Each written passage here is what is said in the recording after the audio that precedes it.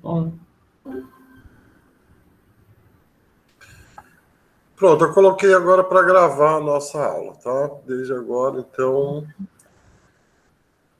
se alguém souber de alguma coisa que impeça esse ato, que diga agora no chat ou se cale para sempre,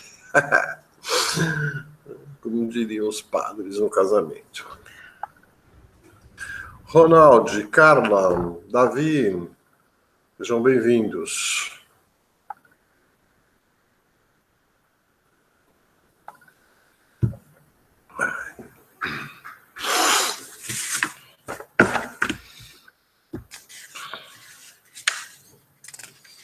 E aí, Davi, terminou de ler o texto do Frege?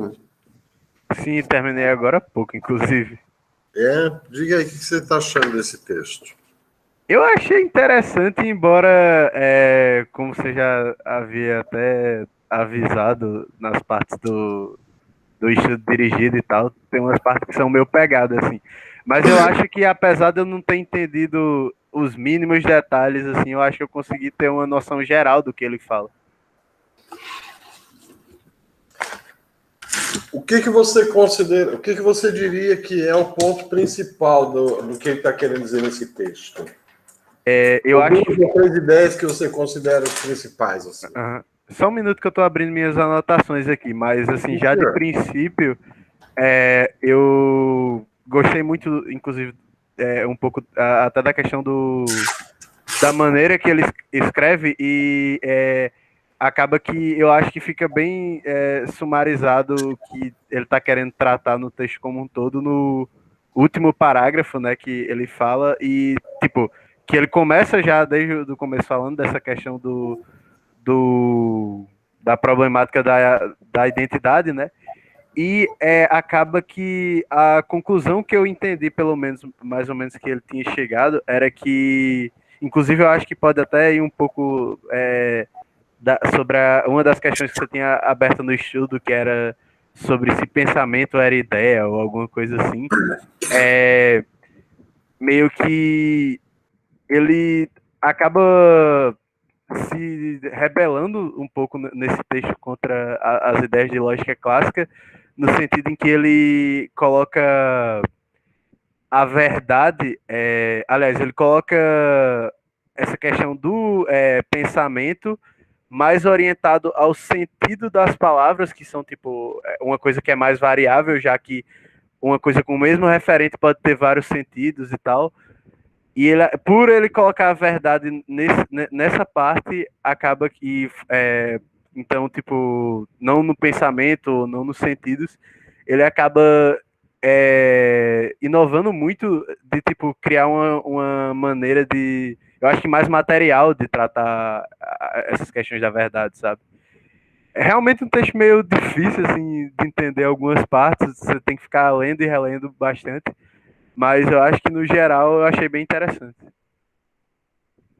é difícil e meio, né? Eu tava lendo isso aqui, cara, bem complicado, mas vale a reflexão aí. Eu também, particularmente, eu compactou com o que Davi falou, e ele tenta destrinchar bem, né, essa questão de você ter um objeto, né, uma coisa concreta. Eu achei isso interessante.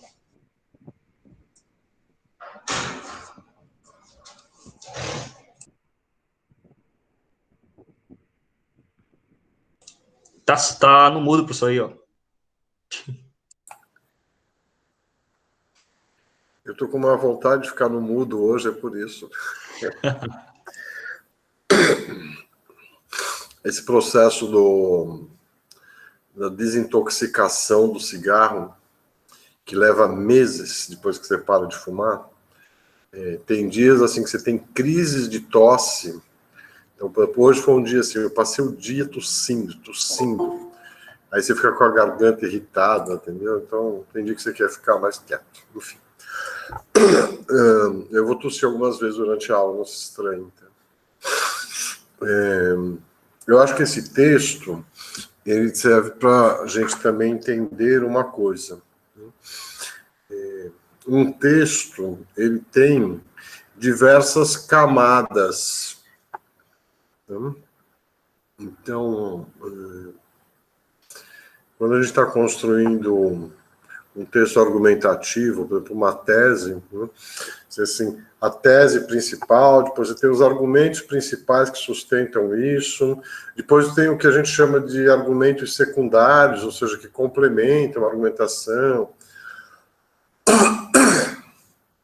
Então, num texto desse, você pode fazer uma leitura que você fique nas ideias principais gerais do texto, como você pode ir para as minúcias, para os detalhes do texto, né?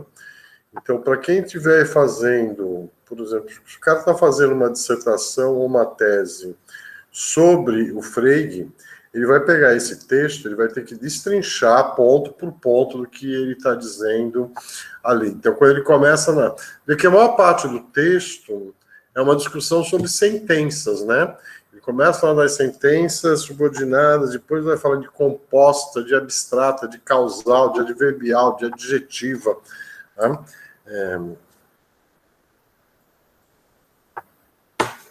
Você pode entrar nos detalhes do que ele está falando em cada uma desse tipo de sentença, como você pode tentar extrair o que ele está falando de geral das sentenças, tá? Então, pois assim, eu pensei que talvez tenha sido uma falha minha, que eu poderia ter dito isso mais claramente quando eu expliquei, quando eu dei aquele roteiro de estudo do texto, né?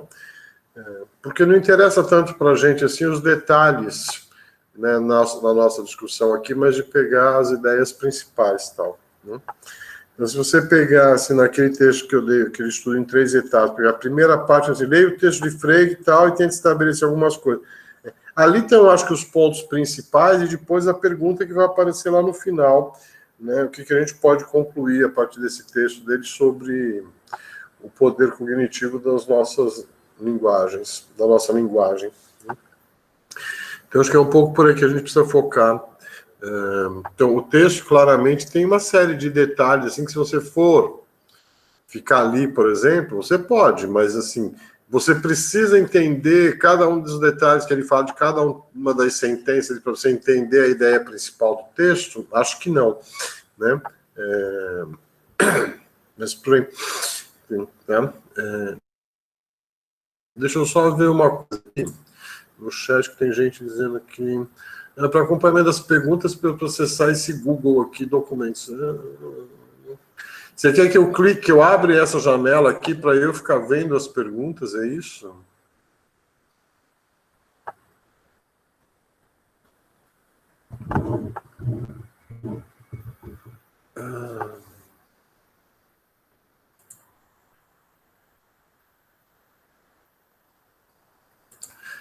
Natânia, isso não vai funcionar muito bem. Isso não vai funcionar bem. Porque o problema é justamente que é a mesma coisa se eu estivesse lendo no chat, entendeu? Se for para eu ficar lendo as perguntas...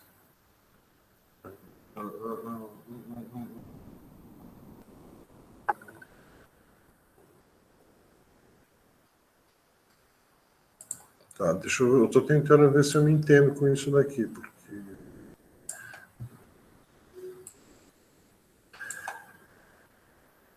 Tá, deixa eu ver que tem uma série de perguntas aqui, ver se eu começo, deixa eu ver o que as pessoas estão pedindo para eu orientar a nossa conversa. Tá? Mudanças... Essas perguntas daqui não são de agora, são da aula passada. O Natânia, eu estou perdido um pouco esse texto que você colocou aqui, é muito bom. Essas perguntas que estão aqui já foram todas da aula passada, já foram respondidas isso daqui, certo? Isso, professor, são todos da aula passada. Como a gente tinha conversado na reunião, eu disse que ia colocar todas as perguntas lá para que o senhor não fizesse anotação durante a aula, né? Eu vou fazer a leitura da pergunta e o senhor já tem lá como orientação, né? Só as perguntas, sem os comentários no chat. Tá, mas eu vou fazer o seguinte, eu vou deixar aquela janela lá com os textos, com as perguntas, tudo fechado, porque senão eu não dou conta. Tá bom, sem problema. Se tiver, eu vou conversando com as pessoas aqui, abrindo para eles falarem, inclusive, se aparecer perguntas por escrito lá que precisam ser respondidas, aí você me chama e me avisa que eu vou falar disso. Tá bom. Então, vamos voltar para a nossa... Fechado esse parênteses aí.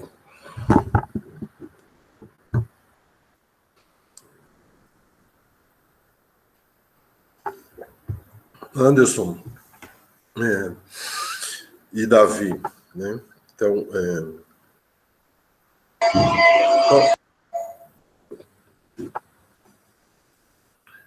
sim, alguém ia falar alguma coisa? Então, eu acho assim, olha, primeiro, por que ele está focando tanto na ideia da sentença, né?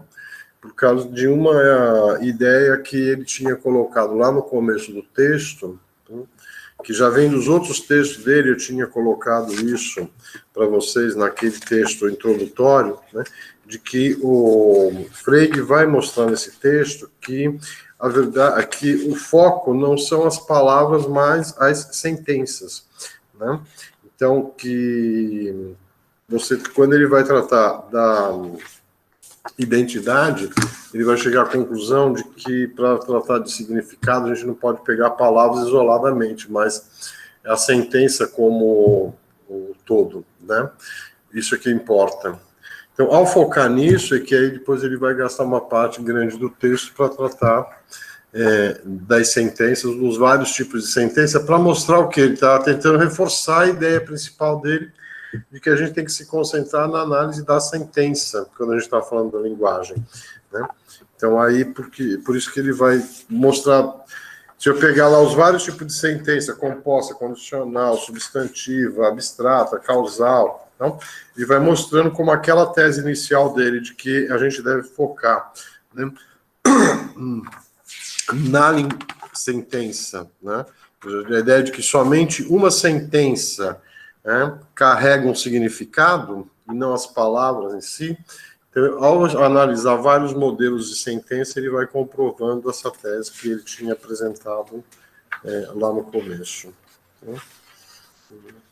Antes da gente avançar na discussão propriamente do texto, eu queria deixar primeiro alguma passagem do texto para alguém que tenha ficado muito nebuloso, assim, que não tenha entendido, tenha ficado uma dúvida grande.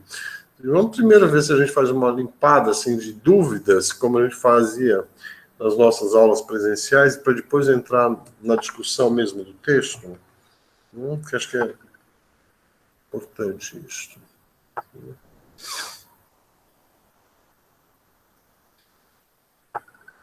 Professor, eu acho que teve uma parte, eu não sei se foi necessariamente uma dúvida, porque foi uma coisa tão estranha que eu nem sei se eu consegui formular, mas eu queria que você comentasse uma parte do trecho, do texto que eu achei meio esquisita. Deixa eu só procurar aqui um minuto. Página... eu acho que é 29, deixa eu dar uma olhada. Nossa, não vou achar aqui. Mas, enfim, é basicamente uma parte que ele fala que é sobre as proposições, a referência, diferente de nomes próprios, a referência era a verdade e a falsidade. Sendo que isso fica muito estranho, porque essas categorias, elas são muito diferentes, por exemplo, dos nomes próprios, porque o que eu digo é assim, sei lá, quando eu vou pensar, qual é a referência de Davi? Aí eu já imagino a pessoa Davi. Qual é a referência de, sei lá, Jaime, o professor Jaime? Aí eu penso no senhor.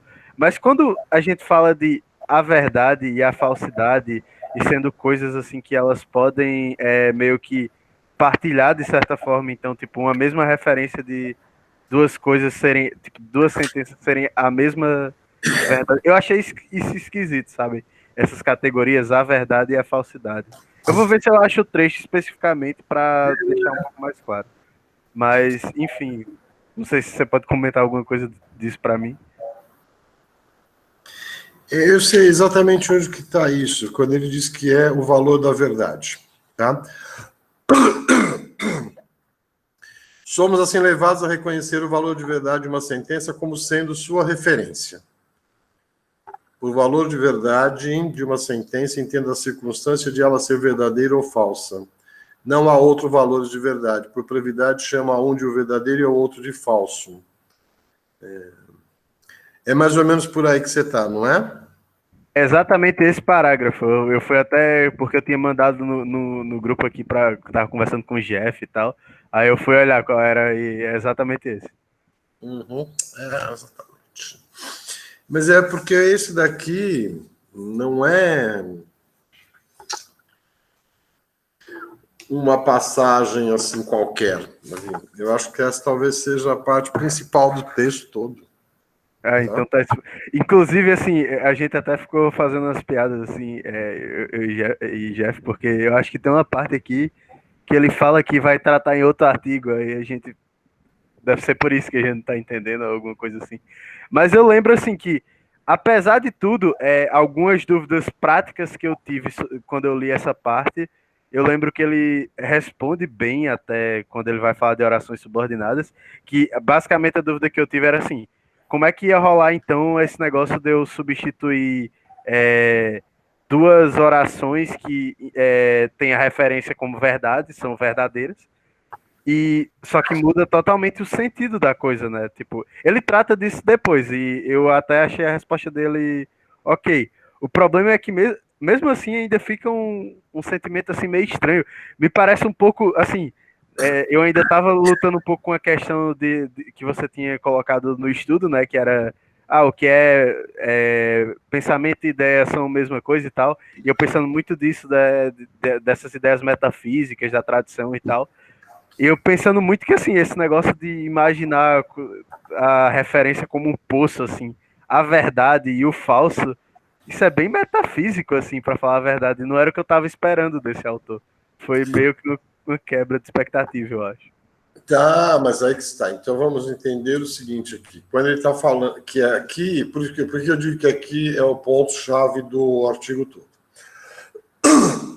Ele vinha falando naquela parte inicial que a gente leu do texto, que vocês leram, que a gente discutiu 2 aulas atrás, no nosso último encontro, que era a parte inicial do texto, que eu pedi que vocês lessem aquelas 5 primeiras páginas. Tá? Ali ele vinha falando do quê? De nomes próprios. Tá? Você pega as 5 primeiras páginas do texto, ele está falando de nomes próprios.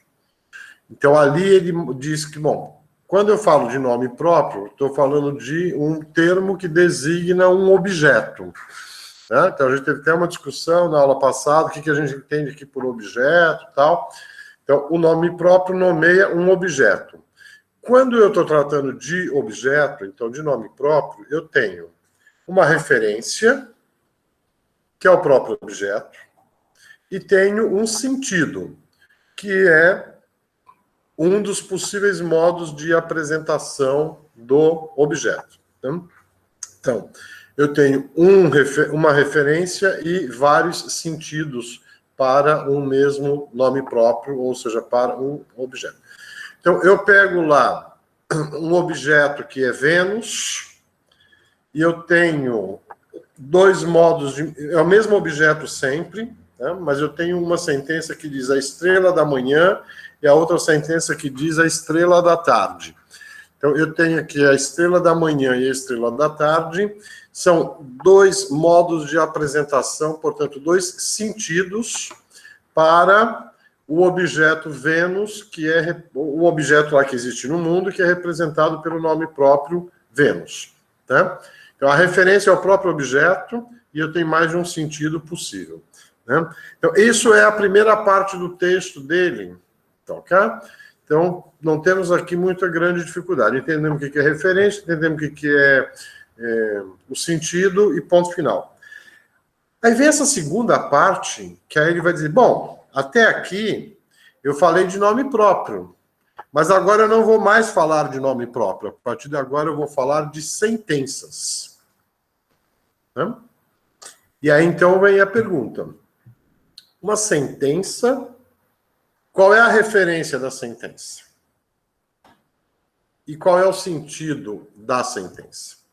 Então, bom, e aí que está. Uma sentença não é uma palavra, não é um nome próprio que designa um objeto. Né?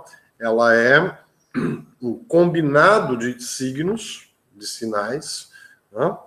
Que, se combinados, representam. E aí que está uma coisa que não aparece aqui, mas que vai ficar mais claro para a gente mais adiante, que o que o Wittgenstein vai tornar claro isso para a gente. A sentença, o que ela designa? Qual é a referência de uma sentença? Se o nome próprio é a referência, é um objeto, a sentença, qual é a referência dela? O Wittgenstein vai chamar isso depois de um estado de coisas. Então eu tenho no mundo vários objetos que relacionam-se de diferentes maneiras, gerando diferentes estados de coisas. Então, se eu coloco a câmera desse jeito, você tem ali uma impressora com um vaso, lá atrás você tem um abajur, tá? Você tem vários objetos que, combinados, eles formam um estado de coisas. Se eu invertesse as coisas, então eu tiro isso daqui, pego esse celular e boto esse celular aqui. Para você cair, para você ficar aqui. Veja, o estado de coisas que eu tenho já é outro. Tá? São os mesmos objetos que eu tinha antes, só que eles se combinaram de uma forma, gerando uma outra situação, que a gente poderia chamar uma outra realidade. Ou, se quiser, o que a gente vai chamar depois na história da filosofia como um novo estado de coisas. O que é um estado de coisas, então? O estado de coisas é um momento no mundo real onde determinados objetos se combinam de uma determinada forma. Então, há 6 meses atrás, nós estávamos reunidos num estado de coisas que éramos todos nós reunidos no mesmo lugar, tendo aula.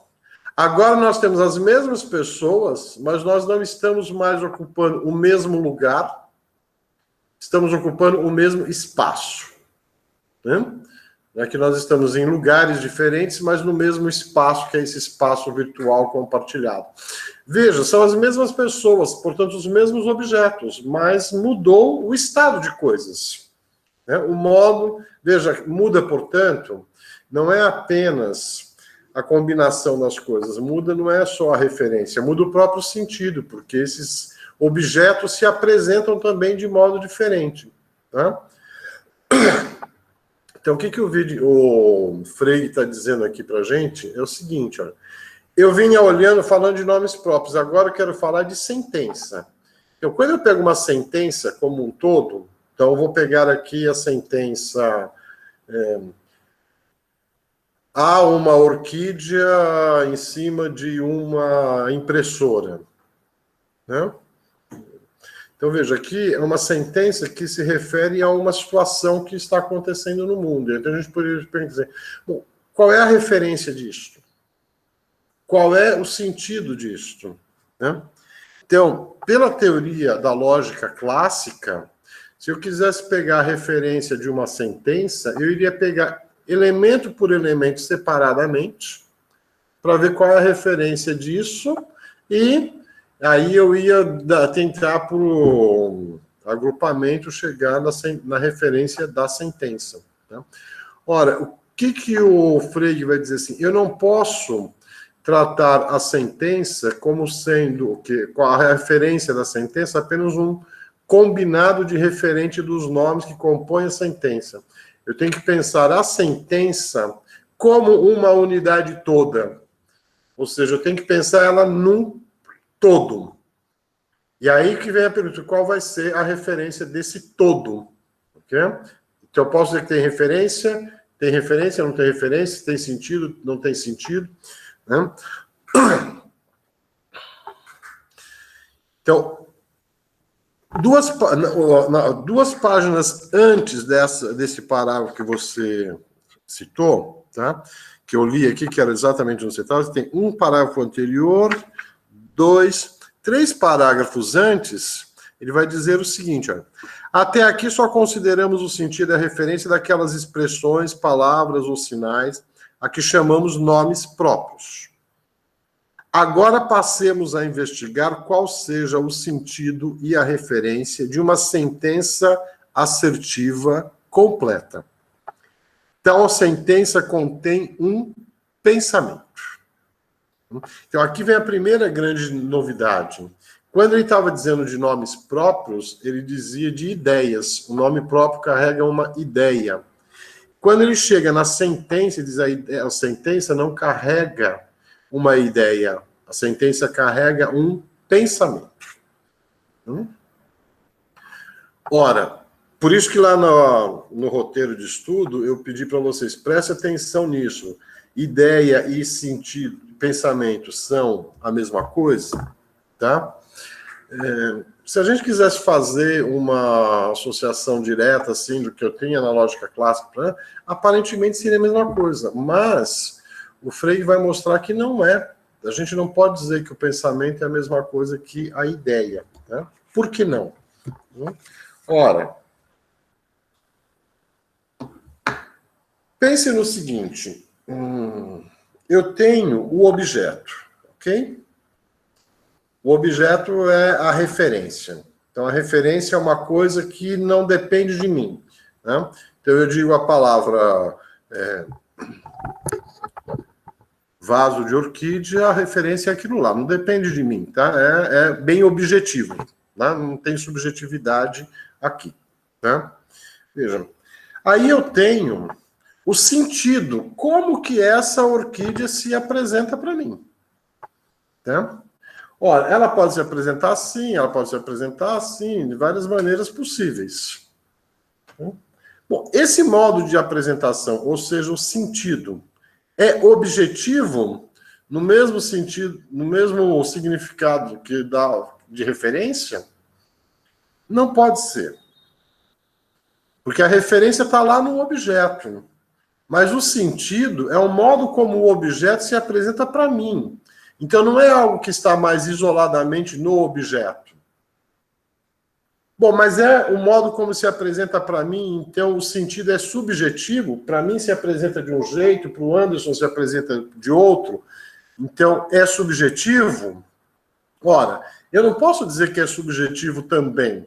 Porque, embora eu veja de um jeito e o Anderson veja do outro, se a orquídea não existir lá, nós não vamos ter como ver de maneiras diferentes aquilo. Então, também não pode ser totalmente subjetivo. Então, você fica numa situação em que você tem a referência como algo que é objetivo. Você tem o sentido como sendo algo que não é nem objetivo e nem subjetivo. Ou, se você quiser, é objetivo e subjetivo. Né? E a ideia? Bom, a ideia aqui ela é totalmente subjetiva. Né? Porque lá existe o objeto se apresenta para mim de uma determinada maneira, e aí eu introjeto este objeto do meu modo. Né? Eu construo uma imagem mental aqui daquele objeto a partir do modo como ele se apresentou para mim. Ok? Veja, essa ideia é totalmente subjetiva. Tá? Ela partiu de uma coisa que veio de fora, aí no sentido já entrou um sentido de uma subjetividade, que é o modo como eu estou percebendo, como eu estou recebendo isso, e eu construí uma imagem, e essa imagem é subjetiva. Ok. Mas quando eu substituir, não vou falar mais de objetos nem de nomes próprios, eu vou falar de sentenças. Então, aí a sentença, ela vai carregar uma significação. Esquece um pouco a orquídea e pensa na seguinte sentença. Né? Todo metal, quando aquecido, se dilata. Né? Então, veja bem, essa é uma sentença que ali você tem vários signos compondo essa sentença. Né? Essa sentença, ela designa, ou ela nomeia, ela tem como referência um estado de coisas que acontece no mundo. Especificamente, essa sentença, ela não designa um estado de coisas, mas um conjunto de estados de coisas possível, porque ela é uma sentença indeterminada. Indeterminado no sentido que ela não está falando de uma experiência concreta, ela está falando de... Ela é uma lei científica. Uma lei científica não trata de uma ocorrência, trata de um conjunto de ocorrências, né? Então, essa frase se aplica a todos os casos particulares em que há essa ocorrência, tá? Significa que a coisa ficou um pouco mais complexa aí. Tá? E aí, bom, vem daí, então eu vou ter a referência, que é o estado de coisas que ela designa, o sentido, que é o modo como ela se apresenta para mim, tá? Mas aí que está. Quando eu estou falando de sentença, eu já não tenho mais a ideia, mas o que o Frege vai chamar de pensamento. Então, e o que ele vai chamar de pensamento? Tá?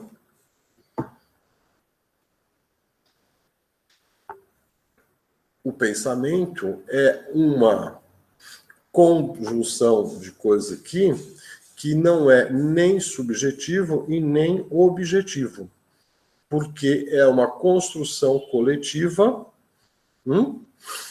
que é garantido pelo consenso entre várias pessoas. Ele não vai dizer desse modo nesse texto, mas a gente vai tornar isso cada vez mais claro depois. Né? Assim, o pensamento, ele tem que ter um sentido de objetividade que a ideia não precisa ter. Se a ideia é algo que é totalmente subjetivo, então eu posso pensar a Lua do jeito que eu quiser, entendeu? Então, se você for um astronauta, você pode ir, um físico, um cara que estuda o universo, talvez você faça uma descrição da Lua para você lá de uma determinada maneira. Né? Para o poeta, ele vai representar, vai descrever, vai narrar aquele objeto de uma maneira completamente diferente. Tá? Mas veja, quando eu estou falando de ideias, eu não tenho preocupação nenhuma com a veracidade disto. A Lua é aquilo que é para mim, ponto final. Não interessa se para o Anderson, para o Curone, para o Bruno, para o Fídias é também. Tá? Cada um pensa as coisas, ou vê o mundo do jeito que quiser nas suas ideias subjetivas. Agora, quando eu estou falando de frases que expressam não um objeto, mas um estado de coisas, e nós queremos construir conhecimento sobre esse estado de coisas, então volta lá a frase, né? Todo metal, quando aquecido, se dilata. Então, essa é uma lei científica. Eu quero que ela tenha, portanto, um sentido de objetividade. Porque se essa lei científica significasse para cada um o que ele quisesse, nós não poderíamos produzir conhecimento. Sem produzir conhecimento, nós não poderíamos produzir ética, nós não poderíamos produzir política, nós não poderíamos produzir nada. Tá? Então, assim, eu preciso ter uma visão de mundo compartilhada com as pessoas para que a gente se entenda. Então, o significado, digamos assim, da sentença, ele não pode ser algo que seja totalmente objetivo, porque eu não tenho como verificar isso no mundo, que não existe uma referência para a sentença, certo? Mas eu também não posso admitir que a sentença seja totalmente subjetiva. Então, aí que o Frege vai se pôr a perguntar assim, bom, qual é a referência da sentença? Mas, a princípio, não tem uma referência, tá? Porque se a referência da sentença é o estado de coisas, o estado de coisas é mutável, entendeu? Então, assim, como é que eu combino diferentes coisas, eu pego o significado de celular, de orquídea, de coisa, e junto tudo isso e digo que isso tem um significado. Né? Bom, eu não posso somar essas referências para construir uma referência. Mas eu posso construir uma visão de mundo que seja uma visão de mundo compartilhável. Então, qual vai ser a referência da sentença? Quer dizer, a referência da sentença não é um objeto, mas é o fato de que nós nomeamos aquele estado de coisas como sendo um estado de coisa verdadeiro ou falso. Então, aí ele vai dizer, a referência de uma sentença não é um objeto. A referência de uma sentença é o seu valor de verdade. É o fato da sentença ser verdadeira ou falsa. Bom, como é que eu sei que é verdadeira ou falsa? Pelos padrões que nós estabelecemos na cultura, que diz que, sob determinadas circunstâncias, isso é verdadeiro e isso é falso. Isso muda? Muda, obviamente. Né? Mas, assim, numa determinada quadra da realidade, num momento histórico, num determinado país, a gente tem um padrão do que a gente considera como verdadeiro e o que a gente considera como falso. Né? Então, o valor, a referência de uma sentença é o seu valor de verdade. Né? E eu já termino isso para a gente poder avançar, então, aqui. É aí que é o que ele vai dizer nesse parágrafo aqui que causou tanta celeuma. Né? Ele vai dizer o seguinte, ó. Volta o parágrafo imediatamente anterior, que é um parágrafo pequeno de 3 linhas. Vimos, ele dá um exemplo lá do Ulisses, não sei o que tal, e depois ele vai chegar assim de conclusão. Vimos que a referência de uma sentença pode sempre ser procurada onde a referência dos seus componentes esteja envolvida. E isto é sempre o caso quando, e somente quando, estamos investigando seu valor de verdade. E aí ele vai para o parágrafo que deu a pergunta aí. Somos assim levados a reconhecer o valor de verdade de uma sentença como sendo sua referência. Por valor de verdade de uma sentença, entendo a circunstância de ela ser verdadeira ou falsa. Então, veja aqui como ele situa historicamente isto, tá? Numa determinada circunstância, nós consideramos que tal sentença é verdadeira ou falsa. Por que nós mudamos de uma... Porque as circunstâncias mudam. Então, eu pego lá no período do geocentrismo, no período do heliocentrismo, você tem circunstâncias que fazem com que uma sentença seja verdadeira e que uma circunstância seja... Em outra circunstância, a mesma sentença seja falsa. Pega lá no começo do semestre, que a gente pegou várias frases para a gente analisar, que uma das frases era: o atual rei da França é calvo.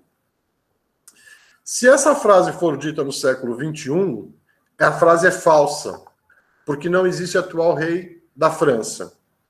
Se essa mesma frase for dita no século XIV, a frase pode ser verdadeira e pode ser falsa. Ela pode ser verdadeira porque existe um atual rei da França e ele é calvo, mas ela pode ser falsa porque existe um atual rei da França e o atual rei da França não é calvo. Veja, a circunstância em que eu uso a sentença diz se ela é verdadeira ou falsa. Então, o valor de verdade de uma sentença não é dado pelos signos, não é dado pelos objetos, mas pela circunstância onde a sentença é utilizada. Né? Então, volta ao texto dele. Por valor de verdade de uma sentença, entendo a circunstância de ela ser verdadeira ou falsa. Não há outros valores de verdade. Ou seja, não existe um meio termo. A sentença é verdadeira ou é falsa. Né? Por brevidade, chama um de o verdadeiro e a outro de o falso. Toda sentença assertiva, caso importe a referência de suas palavras, deve ser considerada como um nome próprio. E sua referência, se tiver uma, é ou verdadeiro ou falso. O que ele está dizendo aqui? E é aqui que vai mudar toda a história do modo como a gente vai tratar linguagem e vai tratar teorias da verdade. Assim, pegue a sentença e trate a sentença como se ela fosse um nome próprio. Olha, o que eu tinha no nome próprio? Uma referência e um sentido. Então, se eu pego a frase e trato a sentença como um nome próprio, ela vai ter uma referência. E aí ele vai dizer, qual é a referência da sentença? Verdadeiro ou falso? Frege chega à seguinte conclusão, que é bem curiosa. Todas as sentenças só têm dois valores, duas referências. Ou ela é verdadeira, ou ela é falsa. Claro que aqui eu estou falando de sentenças afirmativas, né? O que eles chamam de sentenças assertivas. Não especulativa, poética, não. As sentenças que nós usamos para fazer o quê? Para fazer ciência, para fazer filosofia. Né? Olha, a partir daqui, a gente vai chegar numa conclusão que, a princípio, soa meio estranho. Tá? O valor de referência, a referência de uma frase é a mesma de todas as outras frases. Que todas as frases só têm duas referentes possíveis. Ou a frase é verdadeira, ou a frase é falsa. Então, todas as frases ditas como verdadeiras têm a mesma referência. E todas as frases falsas têm a mesma referência. A partir dessa simplificação, o Frege vai poder construir toda aquela lógica matemática que vocês aprenderam lá no primeiro semestre. Por que eu posso pegar todas as sentenças? O que eu fiz lá na lógica de predicado que vocês estudaram no primeiro semestre?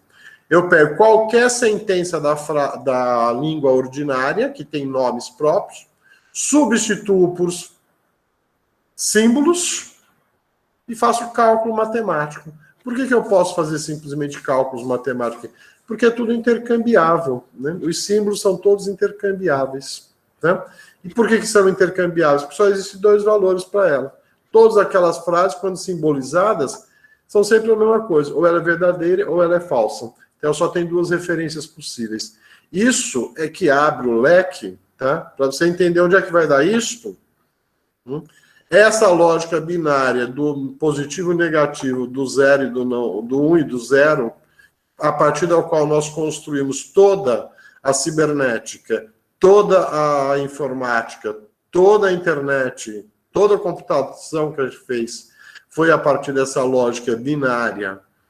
Né? Qual é a lógica binária? É essa lógica fregiana do verdadeiro e do falso. Se eu estabeleço um padrão que serve para qualquer sentença tem dois valores de verdade possíveis, duas referências possíveis, uma é verdadeira ou é falsa. Tá? Eu simplifiquei o discurso a um nível tal que me permite fazer cálculos que então a gente nunca imaginava possível. Tá?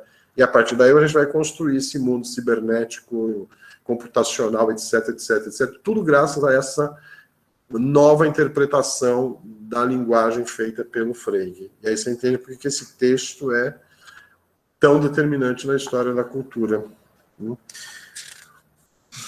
Vamos ver se ficou um pouco claro isso, essa ideia de que a referência da sentença é o verdadeiro e o falso, porque esse parágrafo aqui é a chave mesmo da história. Professor, tem uma pergunta de Jeff. Diga aí. Pergunta: se a referência de uma sentença não pode ser a soma das referências porque o estado de coisas muda e o valor de verdade também muda de acordo com as circunstâncias, para eu chegar no valor de verdade, não vou ter que analisar os signos da mesma forma? Mais do que o signo, Jefferson, você tem que se analisar é a circunstância em que o signo é usado. Existe uma coisa que é curiosa aqui, olha, que o Frege está abrindo a porta para a gente começar a ter uma interpretação pragmatista do mundo. Porque ele já estava dizendo aqui, olha, que o significado da palavra não está na palavra nem na frase, mas no contexto em que a frase é usada. Né? Se a referência é dada pela circunstância que faz com que se decida o seu valor de verdade, ou seja, se o valor de verdade é dado pela circunstância de ocorrência da sentença, isso é a mesma coisa que dizer que o significado de uma sentença é dado pelo contexto de uso da sentença. Mas nós precisamos esperar 50 anos para a gente chegar nessa afirmação, porque a partir do Frege a gente vai se concentrar mais nessa leitura cientificista, digamos, mais logicista da análise técnica da linguagem, tal, de como é que a gente transforma isso em cálculos matemáticos, etc. Tal. E vamos deixar essa ideia da circunstância do valor de verdade como algo meio secundário. Assim. Os lógicos vão se concentrar muito nessa visão assim, de que, bom, a referência é o valor de verdade. O valor de verdade é se ele é verdadeiro ou se ele é falso. Né? 50 anos depois, o Wittgenstein estava isso aqui. Não, mas espera aí. O que a gente está dizendo aqui é que o valor de verdade não é o fato dela ser verdadeira ou falso, mas a circunstância que faz com que ela seja verdadeira ou falso. E aí vai vir a grande virada pragmatista lá na frente, que a gente vai passar a ter uma interpretação mais holística da linguagem, né? Menos logicista, digamos assim, da linguagem. Tá? Mas aqui já estava aberto a possibilidade para a gente pensar isso, só que o pensamento tem certos trâmites, ele precisa passar por certas etapas para chegar a cumprir algumas outras. Tá?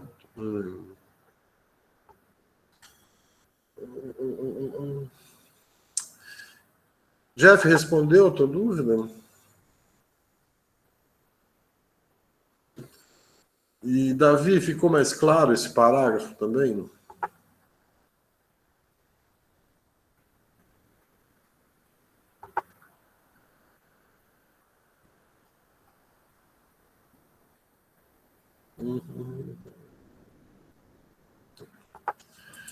Ok.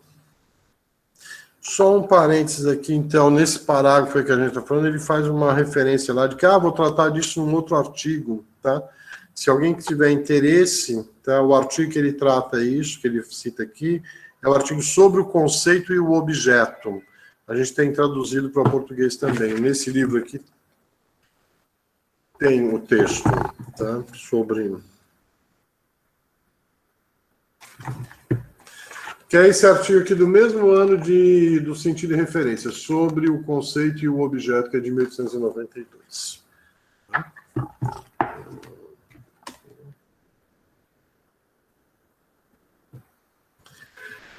Deixa eu só complementar uma coisa que está nesse parágrafo mesmo, tá?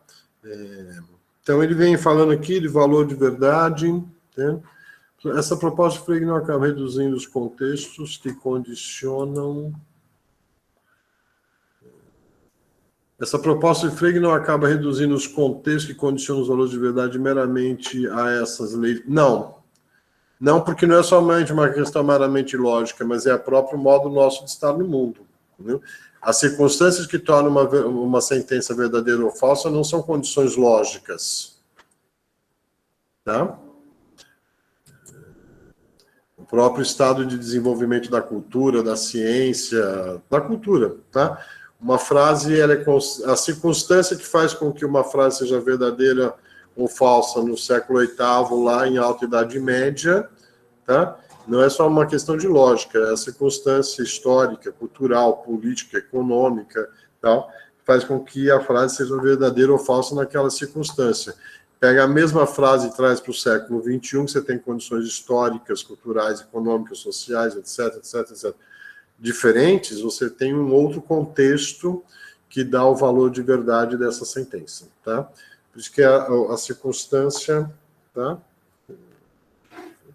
Professor, deixa eu só interromper. É porque, assim, eu entendo isso que você falou e, na verdade, é o que eu penso também, mas o que eu acho é que eu tô falando, por exemplo, a partir do momento que ele traz todas essas ideias de cálculos proposicionais e tal, ele não estaria um pouco caindo justamente nesse erro de, talvez, não considerar essas condições históricas, esse tipo de coisa, e considerar os contextos sendo meramente as estruturas que a lógica nos cede?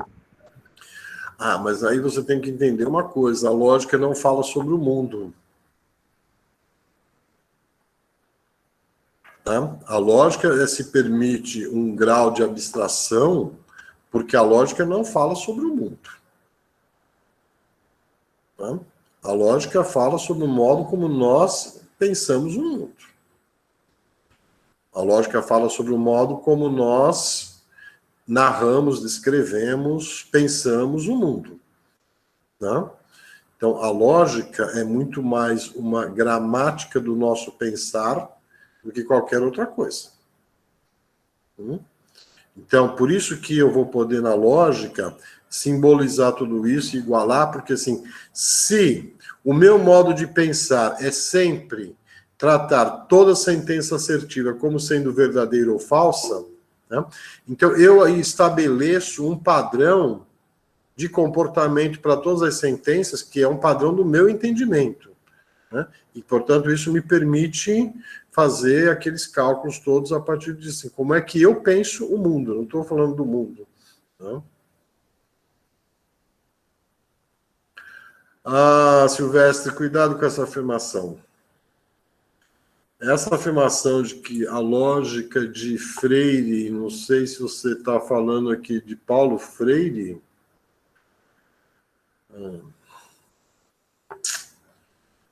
Olha.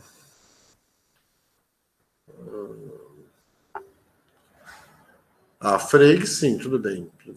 Tá. A lógica de Frege rompeu com a lógica de... Não é que eu não diria que... Não, tudo bem, Silvestre, aqui foi bom, porque assim, existe uma discussão aí no Brasil, existiu na época uma discussão no Brasil de que a gente fala, surgiu a ideia de uma lógica dialética, não sei o que tal, mas aquilo é tão... Falava-se de uma lógica marxista tal, mas é tão... Uma coisa tão brasileira, isso que não tem muito sentido aqui. Deixa os parênteses de lado. Tá? A lógica de Frege, né, não é que ela nega a lógica aristotélica, eu diria que assim, ela amplia a lógica aristotélica. Então, quando você pega lá os princípios da lógica aristotélica, você tem sempre só duas possibilidades, né? Sim ou não. Depois as lógicas contemporâneas vão trabalhar com outras possibilidades, sim ou não, talvez, né? As lógicas intuicionistas, etc. Assim. Então, e a expressão mais correta que se diz, né, é que a lógica aristotélica ela se baseia em 3 princípios, né? O princípio da identidade, o princípio do terceiro excluído, os 3 princípios lá, né? E as lógicas contemporâneas, a gente diz que elas derrogam princípios da lógica aristotélica, né? O derrogar aqui é um verbo mais preciso, porque ele não nega os princípios, tá? Mas você consegue construir lógicas em que você abre mão de um dos princípios. Então, eu pego os 3 princípios da lógica aristotélica, me concentro em 2 deles, né? E derrogo um terceiro, ou seja, deixo de cumprir o terceiro, e aí eu consigo construir novas estruturas, novas organizações lógicas, tá? É o caso das lógicas intuicionistas, por exemplo, que eu vou pensar na possibilidade de condicionantes, né? Não é só o sim e o não, mas o sim e o não, talvez o sim sob determinadas condições, tá? Então aí eu vou começar a pensar em outras possibilidades, que é o que vai abrir todo o leque, gente, da cultura do século XX, tá? Então, por exemplo, até o final do século XIX, a gente trabalha basicamente com o conceito de causalidade linear.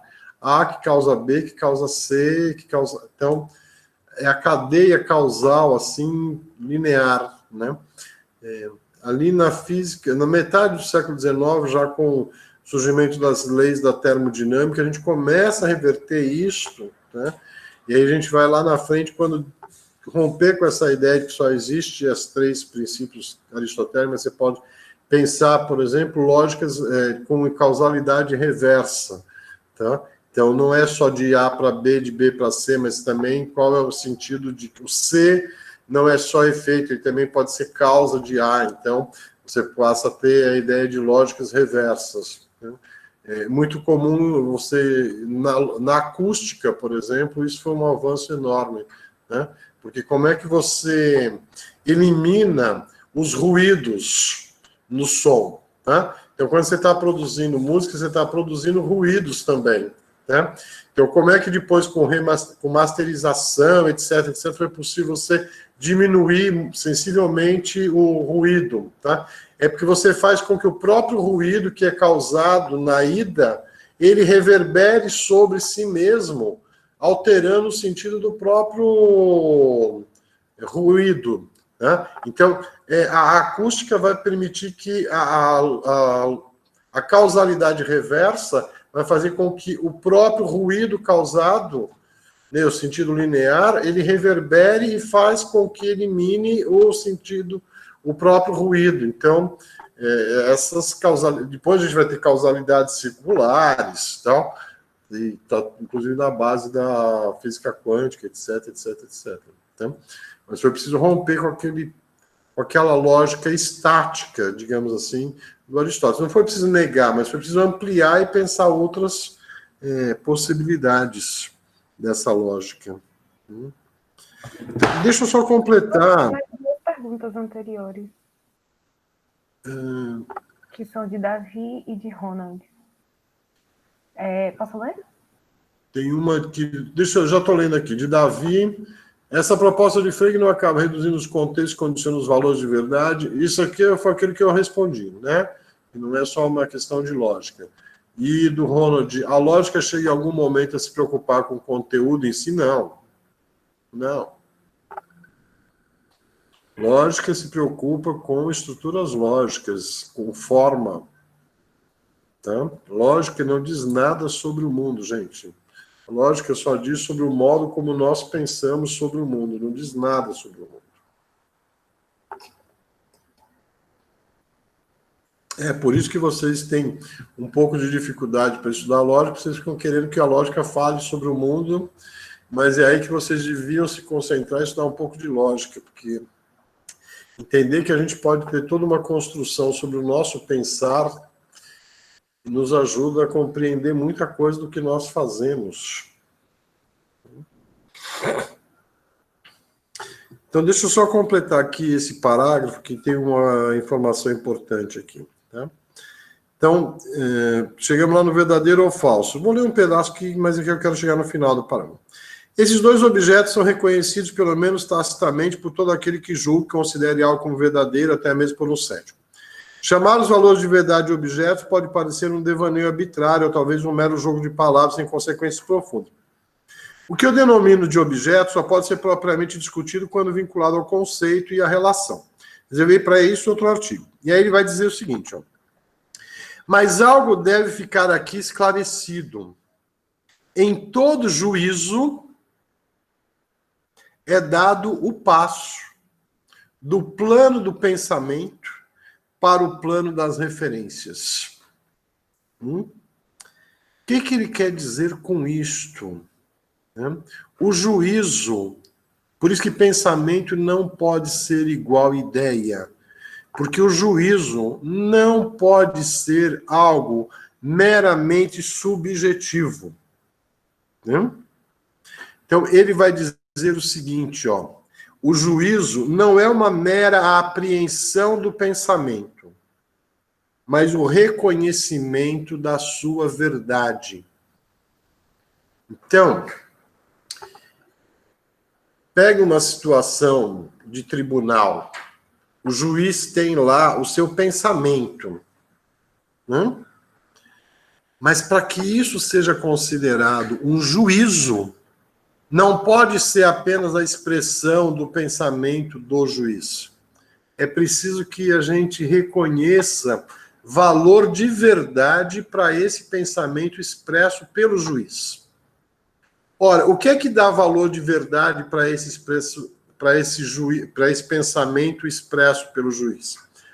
O que transforma o pensamento desse juiz em um juízo? São as condições de efetividade do trabalho que ali é realizado. O pensamento do juiz não pode ser algo que fique apenas a partir da cabeça dele. Existem os condicionamentos externos, tá? Então, existem as leis que esse juiz tem que obedecer. Ele tem que construir um pensamento que é balizado por algo que é externo a ele mesmo. Há algo que é consensualmente aceito pela sociedade. Claro que a gente pode ter divergências sobre as leis, etc., mas existe conjunto de leis estabelecido. Vamos pegar no nosso caso, você tem uma Constituição, né?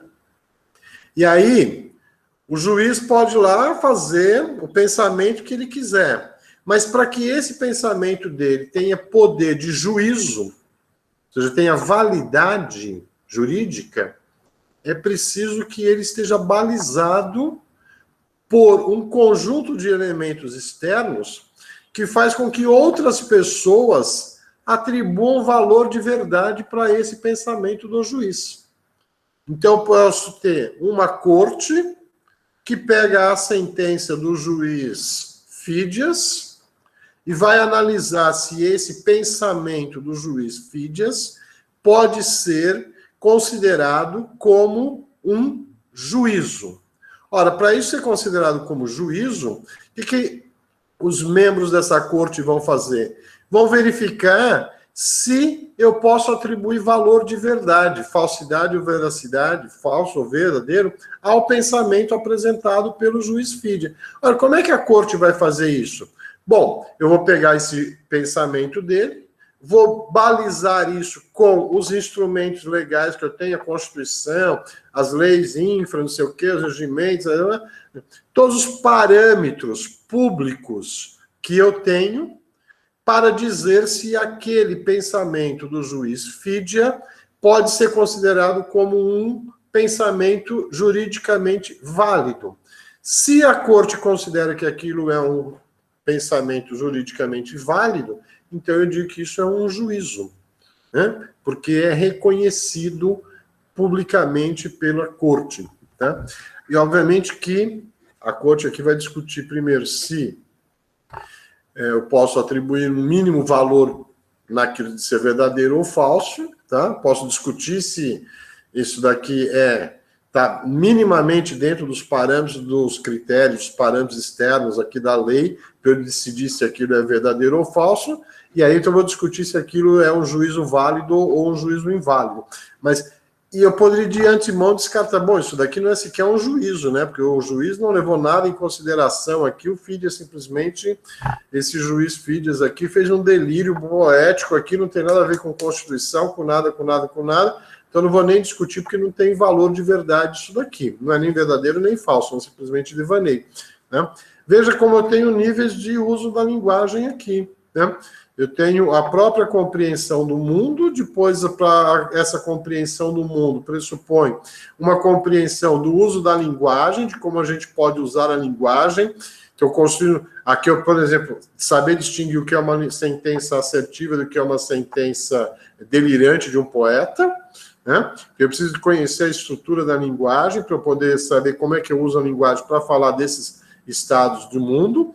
Depois eu vou verificar num segundo se essas sentenças têm sentido, ou seja, se eu posso, a partir do que ela diz, entender que ela está falando alguma coisa discutível, eu posso avaliar se isso é verdadeiro ou falso? Ok, posso. Então vamos para um terceiro nível, que aí eu vou discutir se é verdadeiro ou falso ou não, né? Se no segundo nível, bom, isso daqui é um texto que não dá nem para discutir se é verdadeiro ou falso, eu já nem avanço para o terceiro nível, porque já parei aqui no meio do caminho. Né? Então, é preciso entender isso. Então, o que ele está chamando de um juízo?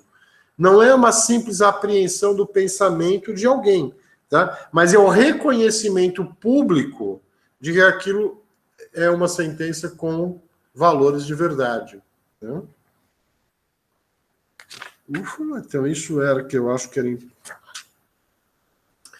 Vamos lá, vamos ver o que mais, se essa parte que eu acho que era mais importante ficou claro para a gente.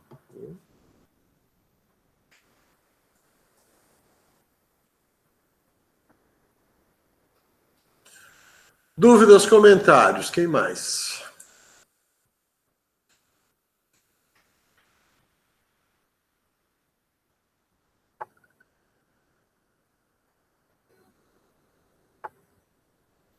Sem perguntas no chat, só comentário.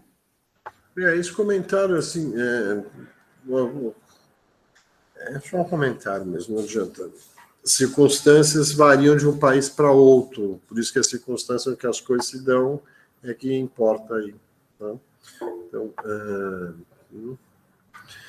Então, veja bem, tá? Então, se a gente pegar lá pelo estudo dirigido, o que a gente lembra? Uma sentença significa uma oração assertiva, né? O que ele diz sobre pensamento? Então, o pensamento não é algo subjetivo, tá? O pensamento, ele tem, para ser chamado de um pensamento, precisa de um reconhecimento público de que ele tem valor de verdade, tá? Não é uma mera subjetividade, né? Então, o pensamento tem referência nesse sentido, de que eu pressuponho uma referência para isso, tá?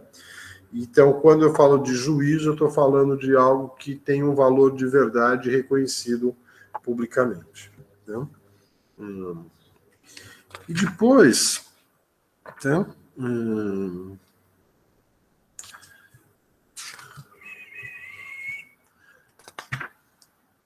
As duas coisas que ele vai dizer para a gente, né, mais para frente, que eu acho importante assim, né?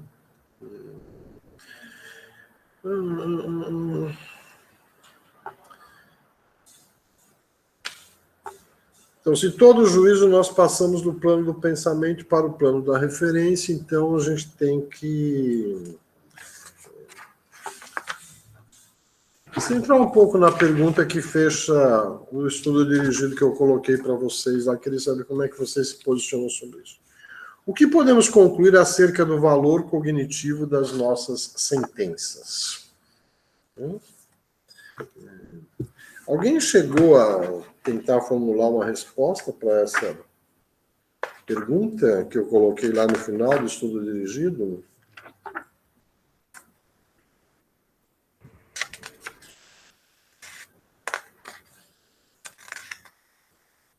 Ele mesmo dá uma resposta, né? No final. Então diga, Davi, qual é? Ele fala assim, no último parágrafo, né? Apesar disso, o sentido de B, ele tá falando, né, da questão do A igual a B, A igual a, ele fala, apesar disso, o sentido de B pode ser diferente do sentido de A. E com isso também um pensamento exprimido por A igual a B pode ser diferente daquele que é exprimido em A igual a. Assim, as duas frases não têm o mesmo valor cognitivo, ou seja, cada frase, por mais que ela tenha a mesma referência, né, ambas sejam verdade, e elas podem até estar tratando da mesma coisa, como elas têm sentidos diferentes, elas têm valores cognitivos diferentes. No mesmo esquema, por exemplo, eu acho que mais em cima ele fala da questão da estrela da manhã e a estrela da tarde, e Vênus, que em alguns contextos, se você colocar Vênus, por mais que se trate da mesma coisa, não faz sentido você colocar daquele jeito, que prova que os valores cognitivos, assim, as imagens mentais que são criadas, às vezes elas dependem muito da palavra em específico, e não necessariamente que por elas serem iguais, tanto faz fazer essa troca ou não.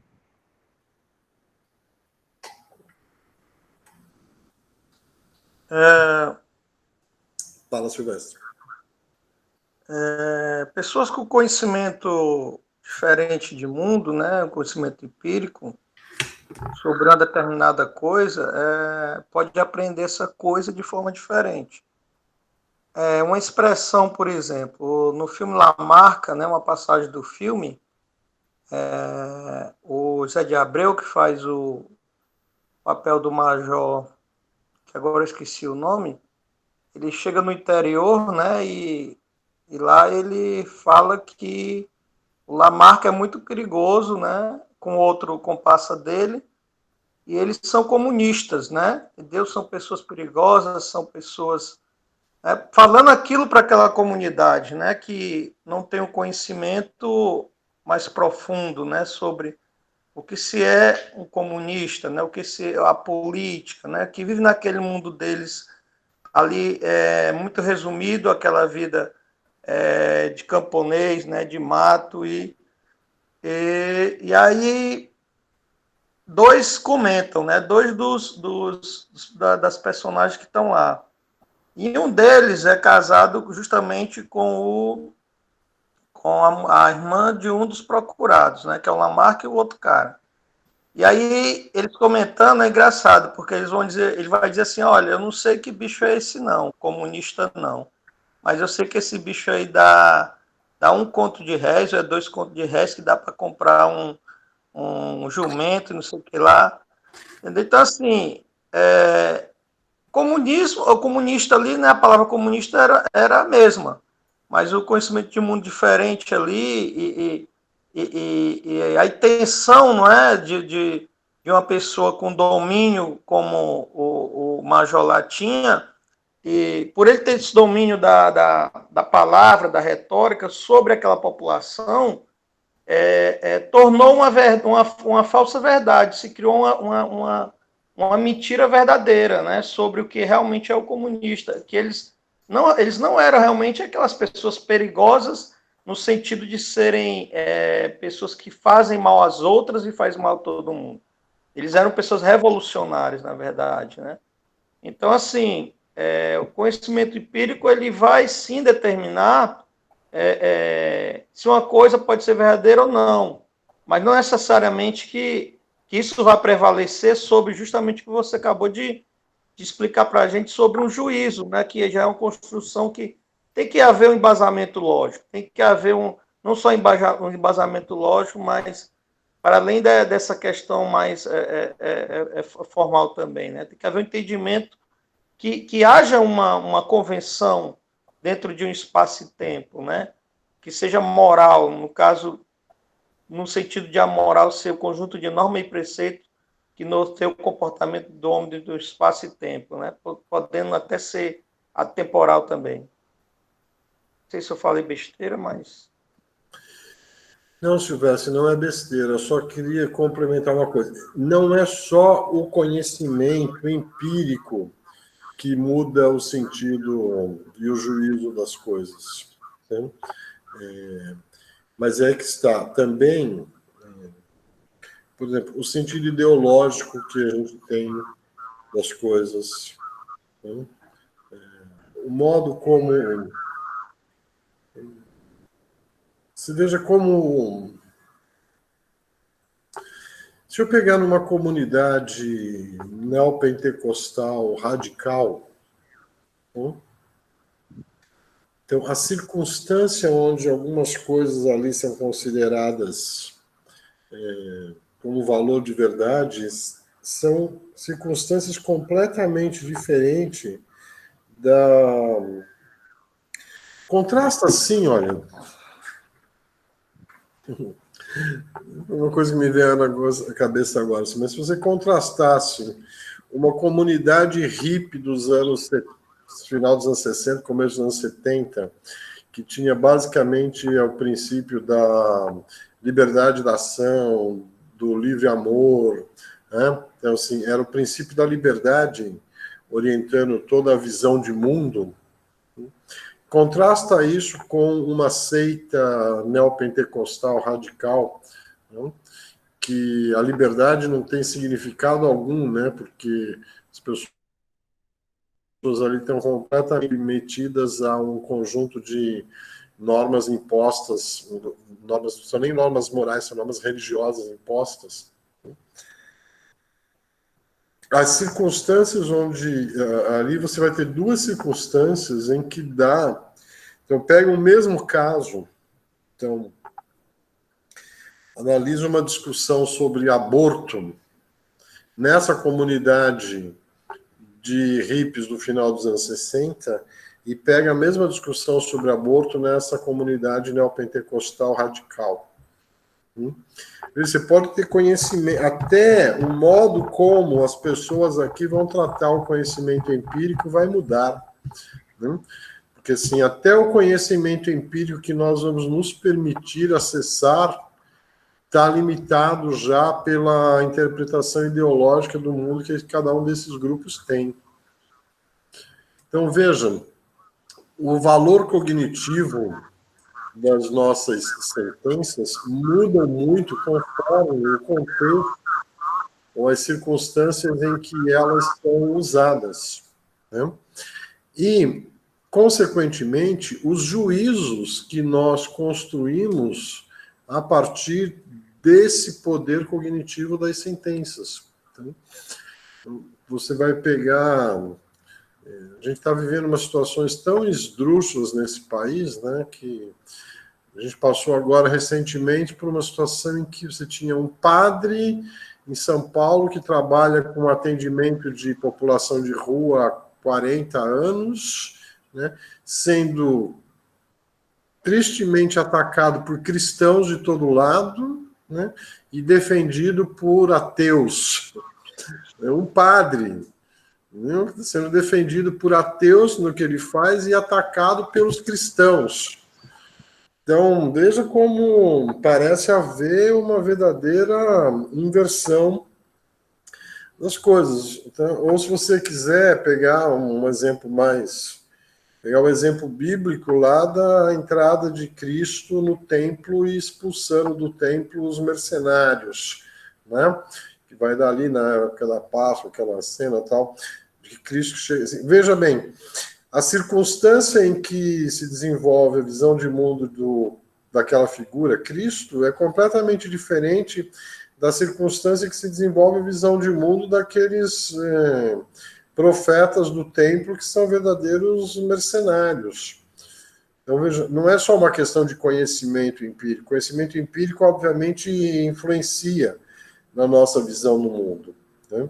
Mas é um modo também, então, pega na nossa realidade, por exemplo, né? O quanto o conhecimento empírico é manipulado há décadas, por exemplo, pela Rede Globo, que fornece um tipo de educação para a população brasileira que é uma educação totalmente distorcida da realidade. Então, as pessoas têm um conhecimento, mas é um conhecimento que já vem deturpado e gerando juízos deturpados. Então, resgatar um pouco aquela ideia que está no Habermas de pensar sujeitos linguisticamente competentes, né? Linguisticamente competentes aqui no sentido de pessoas que são capazes de usar a linguagem sem as pressões ideológicas tão fortemente estabelecidas, né? Ou seja, a pessoa consegue ter um mínimo de autonomia intelectual, né? E isso não é necessariamente algo que vem através, por exemplo, do estudo acadêmico, tá?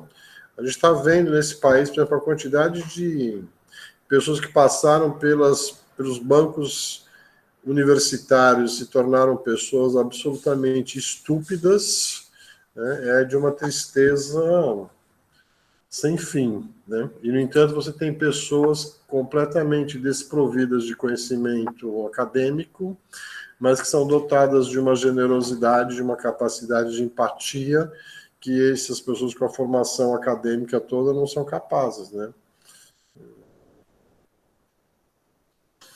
Isso Posso. Davi, posso, tá? Referência para nome próprio é uma coisa, referência para sentença tem sentidos diferentes mesmo. Silvestre, se você dizer alguma coisa, pode falar, que eu li a pergunta que quis responder. Realmente, como eu falei, eu não disse necessariamente que teria essa verdade, né, o empirismo, né, o conhecimento empírico, mas é que é a normatividade, né? E quando eu citei lá o exemplo, eu disse que eles viviam naquela ideologia deles ali, né, de campo, né, ali, entendeu? Então eles não tinham esse conhecimento mais apurado para poder fazer um juízo realmente sobre a coisa. Então eles estavam sendo manipulados ali, né?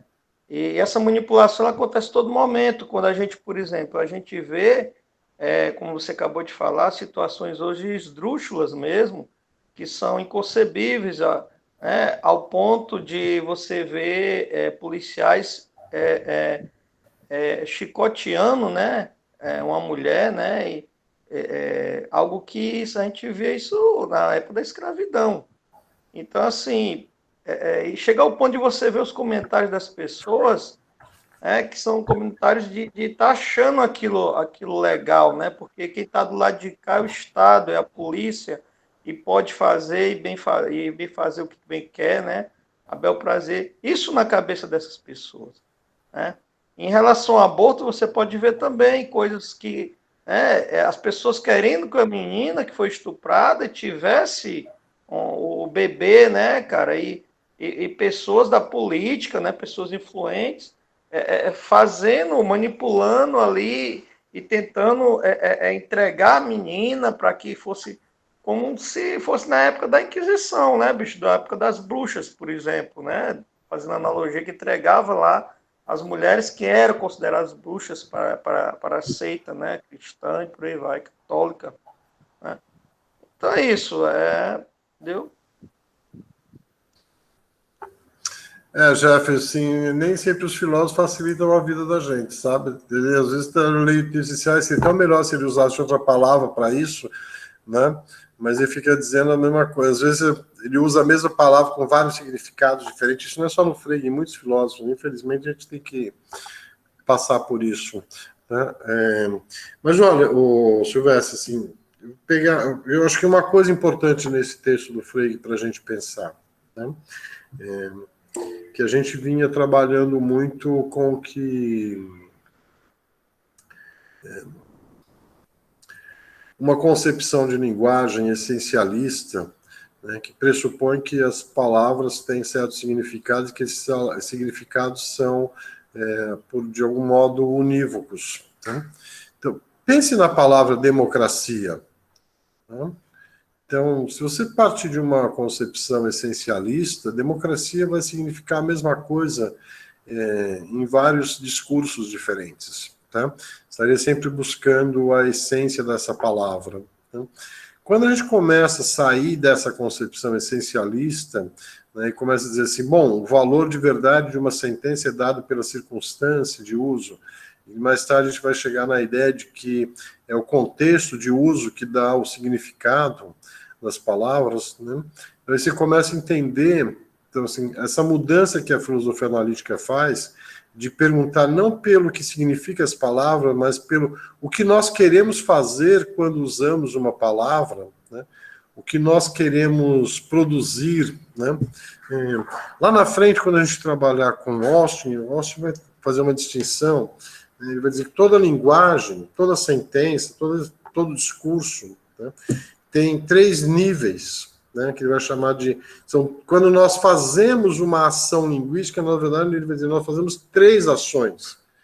Ele vai chamar de o ato locucionário, o ato ilocucionário e o ato perlocucionário. Né? O ato locucionário é a adequação da sentença dentro da estrutura normativa da língua.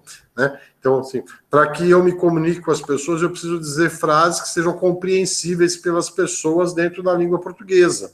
Né? Então, o ato locucionário é a adequação da linguagem que eu faço a um padrão de linguagem que é estabelecido socialmente.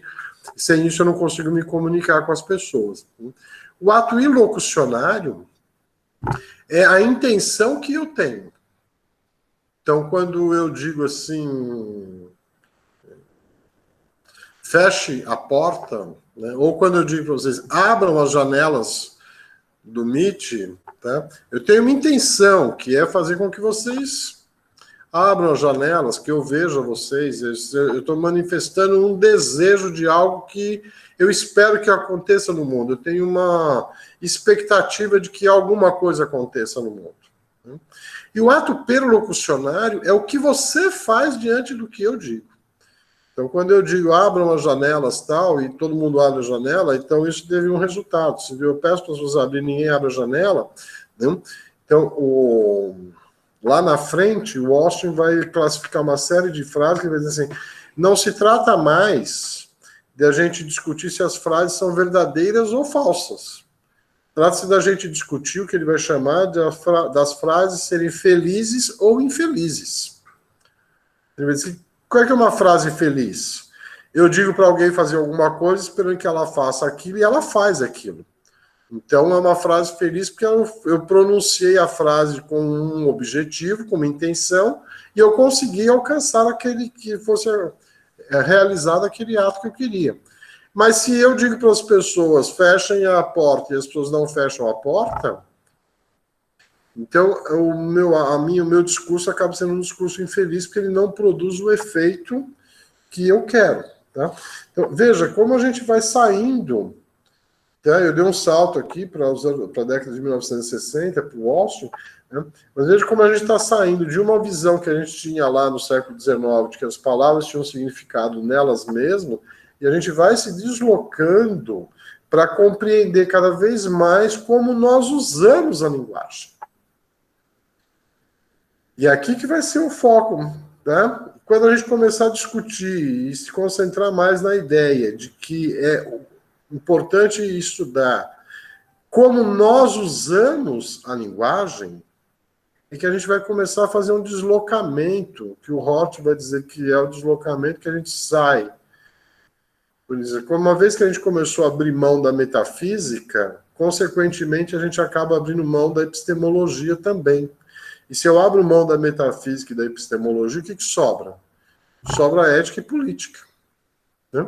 Então, a discussão sobre linguagem passa a ser muito mais uma discussão sobre os condicionamentos políticos e morais que nós empregamos no uso da linguagem do que a correção epistemológica do uso das sentenças. Tá? Então, só para você ter uma ideia bem onde é que vai dar isto, né? Uma discussão recente no ensino de língua portuguesa no Brasil, tá? Era essa ideia de que você vai permitir que o aluno diga coisas que não são adequadas para as regras gramaticais formais, mas a linguagem dele está funcionando porque ele queria se comunicar e ele consegue se comunicar mesmo sem seguir o padrão formal da língua culta. Né? Onde é que a gente está vendo isso? Né? Começou ali na internet, a gente reduzir as palavras cada vez mais por símbolos e tal, né? E como diz o Jeff, daqui 2 anos ele pretende nunca mais precisar usar palavras, porque eu tenho o sonho de que em 2 anos ele vai conseguir se comunicar única e exclusivamente por figurinhas de memes. Né? Veja como a gente vai mudando completamente o modo como nós usamos a linguagem. Né? Então a gente está saindo de uma visão. A gente tem feito um deslocamento de uma concepção essencialista da linguagem para uma concepção mais construtivista da linguagem. A gente está saindo de uma interpretação muito epistemológica da linguagem para uma interpretação cada vez mais ético e política da linguagem. E eu acho que aí é o grande ponto, sabe? Para que a gente usa a linguagem? Tá? Se a gente for analisar historicamente, para que a gente usa a linguagem? Para a exploração do homem sobre o homem. Então, a linguagem tem servido basicamente para a gente manter um estado de divisão dentro da sociedade, um estado de exploração de injustiças sociais de todo tipo. Né? Então, se a gente olhar por esse sentido, interessa muito mais a gente pensar nos usos éticos e políticos que a gente faz da linguagem do que de uma correção gramatical, etc, etc, etc. Ok? E o Freire aqui abre, sim, as portas para isso, para a gente. Tá? Então, assim, esse texto, de novo, quem depois quiser, com o tempo, rever o texto, não precisa se perder muito com os detalhes do que ele fala de cada sentença propriamente disso, mas cada vez mais pensar assim, quais são as ideias principais que tem no texto, que foi o que a gente conseguiu, acho que, na aula de hoje, trabalhar. Né? Raquel, só para você ter uma ideia, assim, já existem pessoas que trabalhando com a ideia de que a gente está caminhando para uma linguagem não conceitual, né? Que a gente poderia trabalhar, e eu fiz questão de citar essa coisa do Jeff, porque ele fez esse comentário meio que a nível de brincadeira, assim, outro dia, né? Mas eu levei muito a sério a observação dele, assim, porque já existe uma série de estudos hoje, de proposições, de que a gente comece a construir uma cultura não conceitual. Né? E uma cultura não conceitual, ela vai ser necessariamente uma cultura imagética. Né? Então, talvez a gente já tenha até iniciado um processo de sair de uma sociedade onde prevalece a linguagem, com seus signos linguísticos, e passe a trabalhar cada vez mais com uma linguagem, com uma visão imagética de mundo e não uma visão conceitual de mundo. Né? Isso pode significar profundas transformações na cultura como um todo.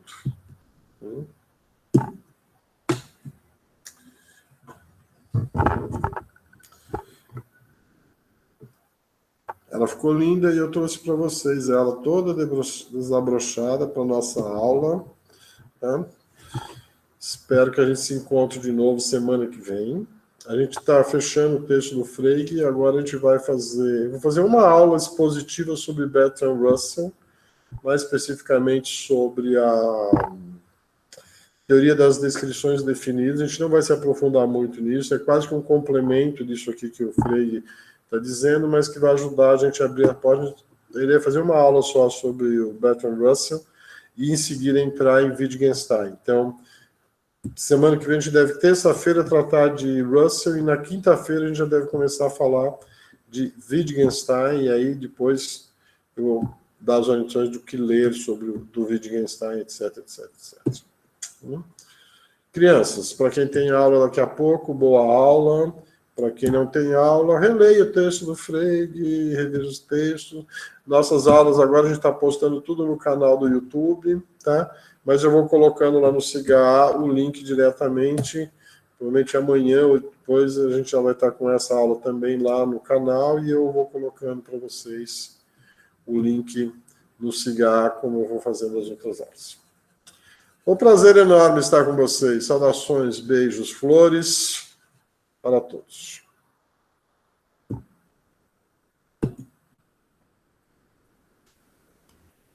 Boa noite para todo mundo também. Tchau, tchau. Valeu, Jaime. Curoni, saudações. Curoni, até aquela terceira aula lá da teoria da democracia. Valeu, gente. Boa noite. Boa noite. Valeu, Ana. Porque eu clico lá para assistir, aparece uma mensagem assim: esse vídeo não foi totalmente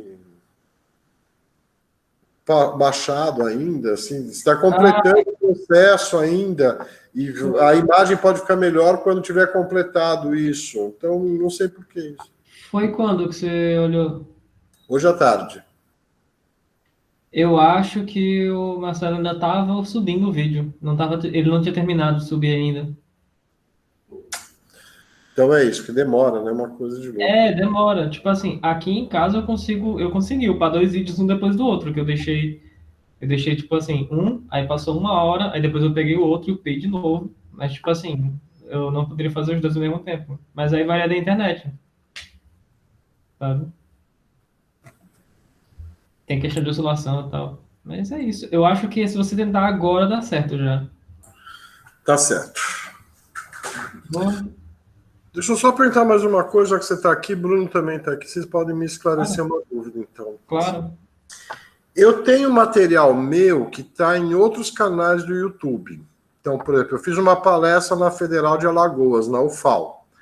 Aí tem a minha palestra que está lá no canal deles, do YouTube. Eu posso não tirar de lá, mas eu posso pôr no meu canal isso? Como é que eu faço? Eu preciso de autorização deles. Eu coloco um link no meu canal, eu baixo o arquivo, baixo o vídeo e posto no meu também. Como é que a gente faz uma situação dessa? Olha, baixar um vídeo, tipo assim, em termos mecânicos de baixar e upar é fácil. A questão é que o que eu não tenho certeza é essa parte de tipo pedir autorização para eles quanto a isso, sabe? Porque eu não sei até que ponto uma palestra onde você foi uma das pessoas que estava presente lá é protegida pelos direitos autorais, por exemplo, da instituição. Porque se ela foi, por exemplo, foi um evento público, não tem muito como você querer registrar isso, porque foi um evento público que você só tem o registro digital. É que exatamente, no caso, é uma palestra